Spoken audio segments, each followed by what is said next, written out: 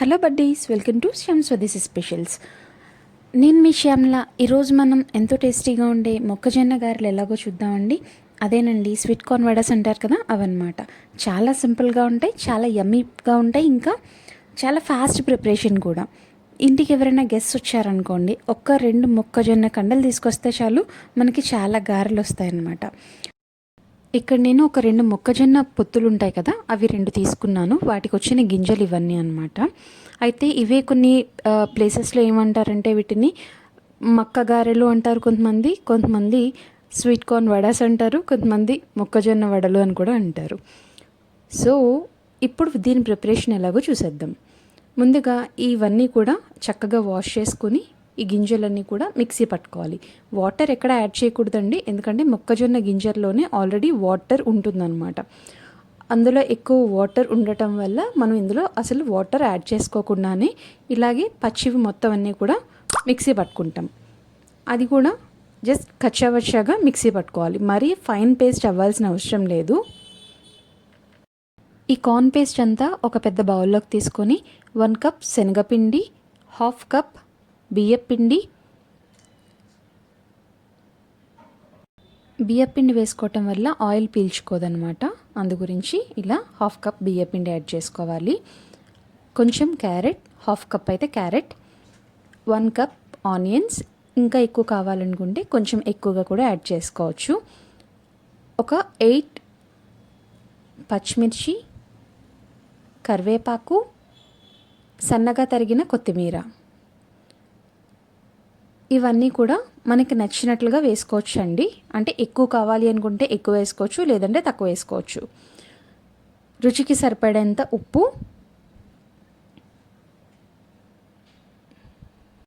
కొంచెం స్పైసీగా కావాలి అనుకుంటే కొద్దిగా మిర్చి పౌడర్ యాడ్ చేసుకోవచ్చు అండి, లేదా కొంచెం గ్రీన్ చిల్లీస్ని ఇంకొద్దిగా ఎక్కువగా యాడ్ చేసుకోవచ్చు. వేసుకొని ఇవన్నీ కూడా బాగా కలుపుకోవాలి. బాగా కలుపుకుంటే ముద్దలా అవుతుందండి. ఇందులో వాటర్ ఏమీ యాడ్ చేయక్కర్లేదు, కార్న్ పేస్ట్లోనే వాటర్ అనేది వస్తుందన్నమాట. వాటర్ ఏమీ యాడ్ చేసుకోకుండా ఈ విధంగా బాగా కలుపుకోవాలండి. బాగా కలుపుకున్న తర్వాత రుచి సరిపోయిందో లేదో ఇప్పుడే చెక్ చేసుకోగలుగుతాము. ఒకసారి చెక్ చేసుకొని డీప్ ఫ్రై కోసం ఆయిల్ పెట్టుకోవాలి. ఆయిల్ బాగా హీట్ అయ్యాక ఇప్పుడు ఇందులో వడలు అనేవి మనం తయారు చేసి వేసుకుంటామన్నమాట. అయితే నేను ఇక్కడ ఒక చిన్న ముద్ద శాంపుల్ కోసం వేశాను. ఎలా ఉంది, ఆయిల్ బాగా కాగిందా లేదా అని చెప్పి ఆ చిన్న ముద్దలో ఫస్ట్ తెలుస్తుంది. అందు గురించి శాంపుల్కి వేసి ఇప్పుడు వడలు ఈ విధంగా వేసుకుంటున్నాను అన్నమాట. కొంతమంది ఇవే వడలు ప్లాస్టిక్ పేపర్ పైన మంచిగా షేప్ కోసం అని చెప్పేసి తయారు చేసుకొని ఆయిల్లో డీప్ ఫ్రై చేసుకుంటారు. మరికొంతమంది టీ ఫిల్టర్ పైన పెట్టుకొని వేసుకుంటారు. ఇక్కడ నేనైతే డైరెక్ట్ హ్యాండ్తోనే షేప్ ఆఫ్ చేసుకొని డైరెక్ట్గా ఇలా వేసుకుంటున్నానండి.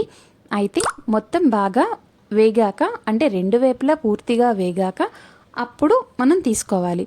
అయితే మీడియం ఫ్లేమ్లోనే పెట్టి వేయించుకోవాలండి. హై ఫ్లేమ్లో పెట్టుకుంటే మాడిపోతాయి అన్నమాట.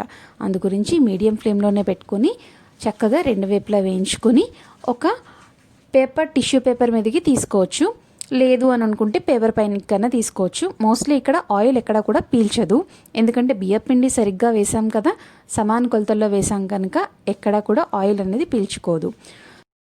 ఇలా అన్నీ వేగాక ఒక ప్లేట్లోకి తీసుకుని మనం హాట్గా చట్నీతో కానీ, టొమాటో చట్నీ కానీ, అల్లం చట్నీ కానీ చాలా బాగుంటుందండి దీనిలో కాంబినేషన్.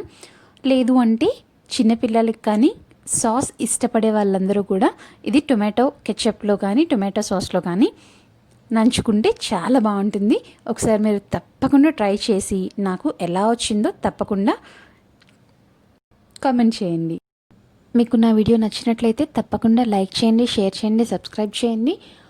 ఇంకా ఎవరైనా కొత్తగా వాచ్ చేస్తున్న వాళ్ళైతే సబ్స్క్రైబ్ చేసుకుని పక్కనున్న గంట సింబల్లో ఆల్ అని క్లిక్ చేయండి. ఫేస్ పైన ముడతలు అవి కనపడకుండా యంగ్గా కనపడాలి, కొంచెం ఏజ్ ఎక్కువైనప్పటికీ కూడా చార్మింగ్గా ఉండాలి అనుకుంటే ఒక స్పెషల్ డ్రింక్ ఉందండి.